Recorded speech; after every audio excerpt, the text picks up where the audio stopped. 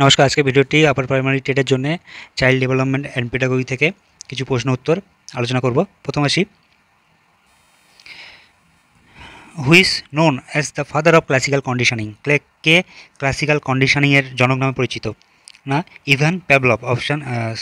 উত্তর হবে Ivan Pavlov. Next question দেখে নেব, অপারেটিং কন্ডিশনিং তত্ত্ব কে প্রস্তাব করেছিলেন? Who proposed the theory of operant conditioning? কে করেছিলেন? না, বিএফ স্কিনারের অপারেন্ট কন্ডিশনিং তত্ত্ব। আচ্ছা, তারপরটা, who gave the theory of learning by trial and error? Trial and এররের তত্ত্ব কে দিয়েছিলেন এডওয়ার্ড থর্নডাইক। আচ্ছা, next question, who proposed the law of effect প্রস্তাব কে করেছিলেন? থর্নডাইক করেছিলেন। আচ্ছা, 5 নম্বর প্রশ্ন দেখে নেব, who proposed the law of readiness? পাঁচের উত্তর হবে Thorndike. Who proposed the law of readiness কে করেছিল? না, থর্নডাইক করেছিল।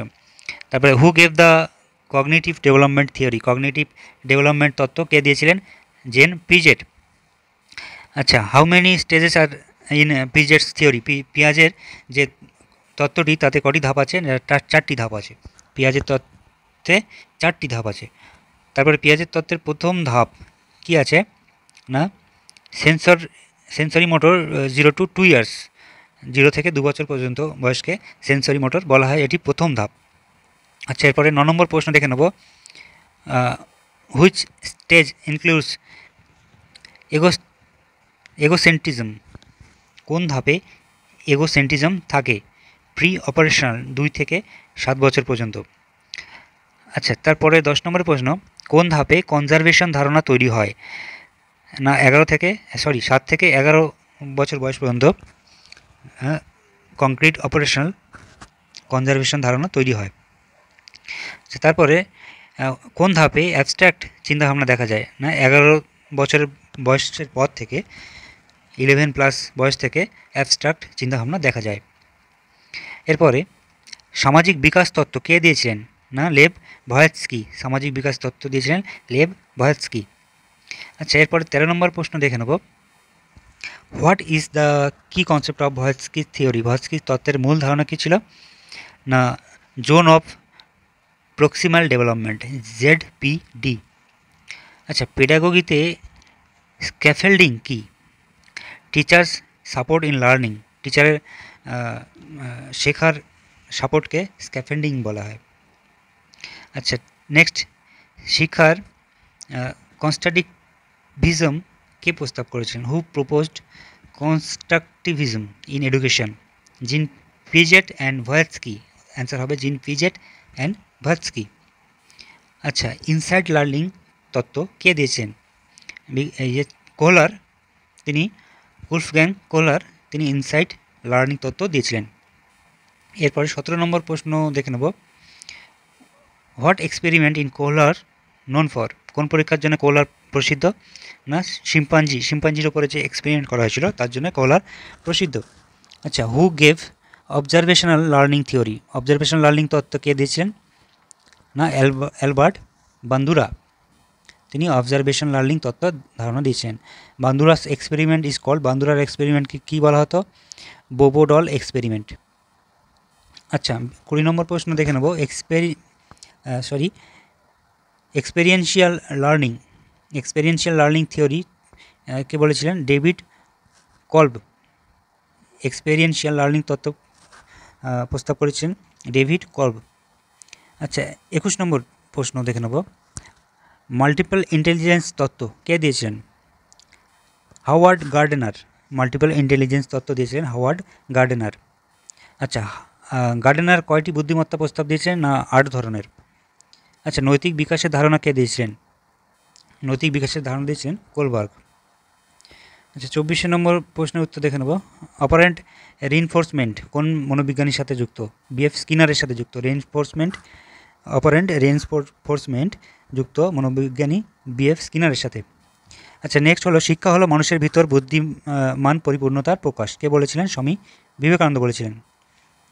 এর পরের প্রশ্ন দেখে নেব, হু is known as the father of modern child psychology? আধুনিক শিশু মনোবিজ্ঞানের জনক বলা হয় জিন পিজেটের। আচ্ছা, নেক্সট প্রশ্ন, শিশুকেন্দ্রিক শিক্ষা কিসের ওপর জোর দেওয়া হয়? Needs and interest of child, শিশু চাহিদা ও আগ্রহের উপরে জোর দেওয়া হয়। আচ্ছা, next question, who emphasizes learning by doing এর উপর কে জোর দিয়েছেন? না John Dewey, learning by doing. আচ্ছা, নেক্সট 29 নম্বরের প্রশ্ন দেখে নেব, who gave the concept of playway method, playway পদ্ধতির ধারণা কে দিয়েছিলেন? না ফোরবেল, ফ্রেডরিচ ফোরবেল। আচ্ছা, মন্টেসারি পদ্ধতি কে শুরু করেন? না মারিয়া মন্টেসরি। আচ্ছা, কিন্ডারগার্টেন পদ্ধতির জনককে বলা হয়? না ফোরবেলকে বলা হয়।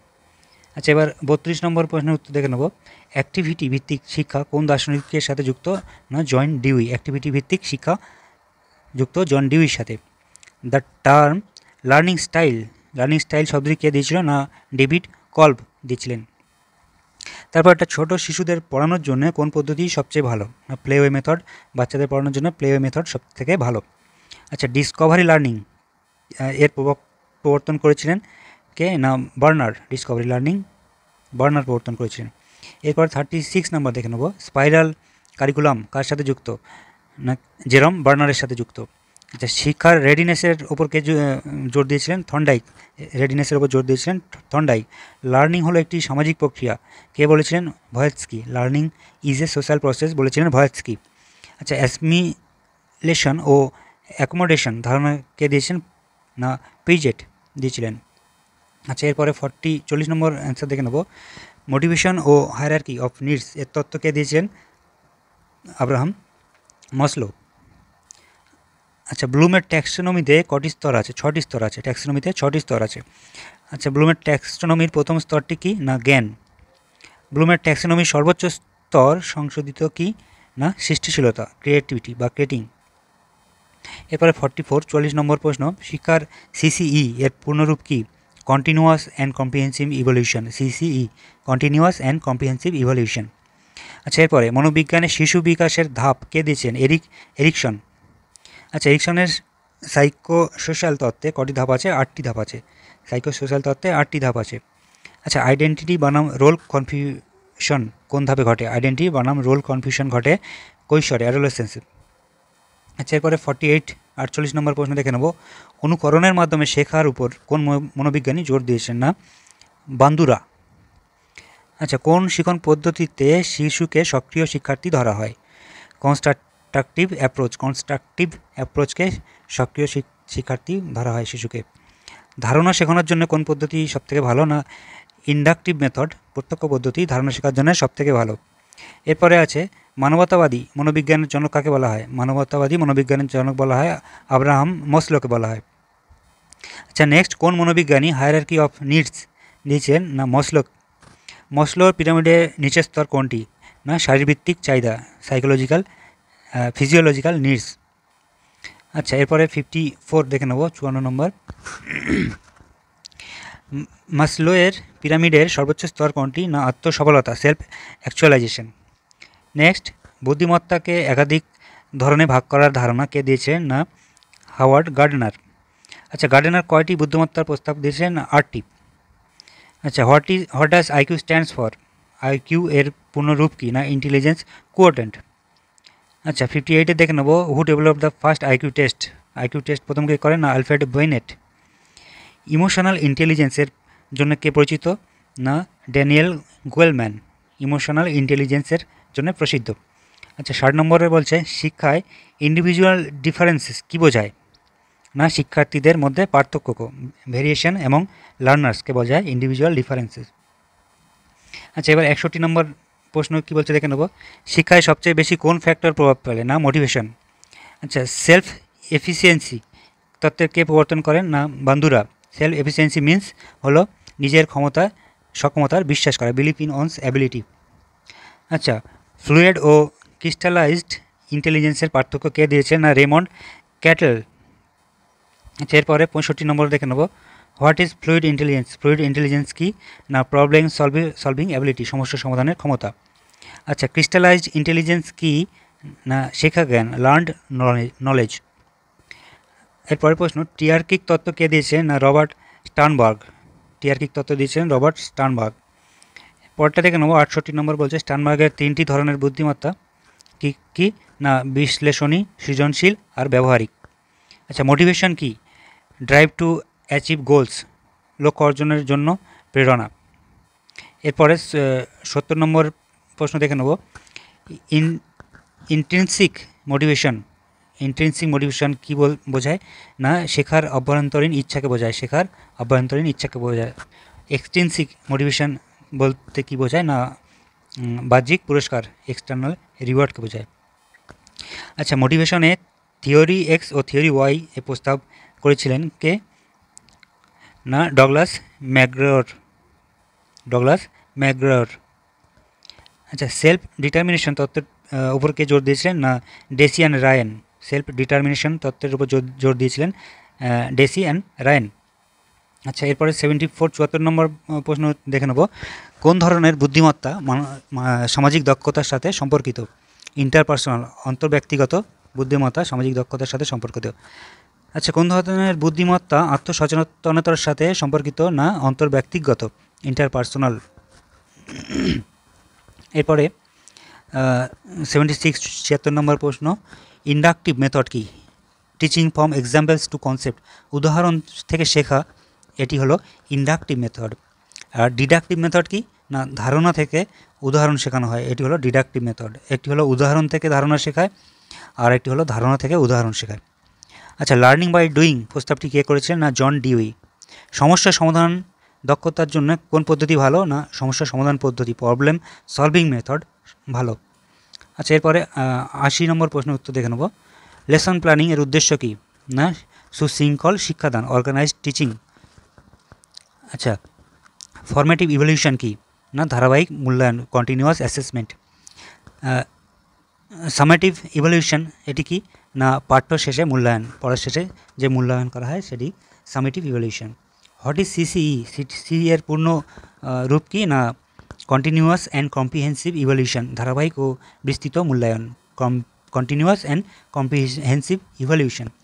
আচ্ছা, 84 নম্বর কী বলছে, সক্রিয় শিক্ষার উপর কে জোর দিয়েছিলেন? জেরম বার্নার জোর দিয়েছিলেন।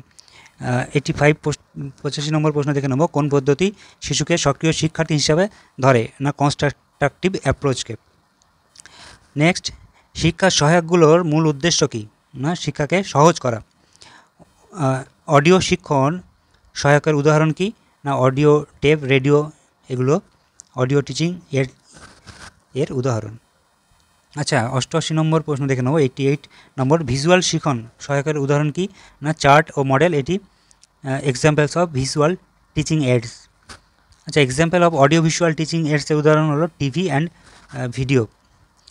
আচ্ছা, পিড টিউটরিং এটি কি শিক্ষার্থীরা একে অপরকে শেখায়, এটিকে পিড টিউটরিং বলা হয়। Students teaching each other, peer tutoring বলা হয়।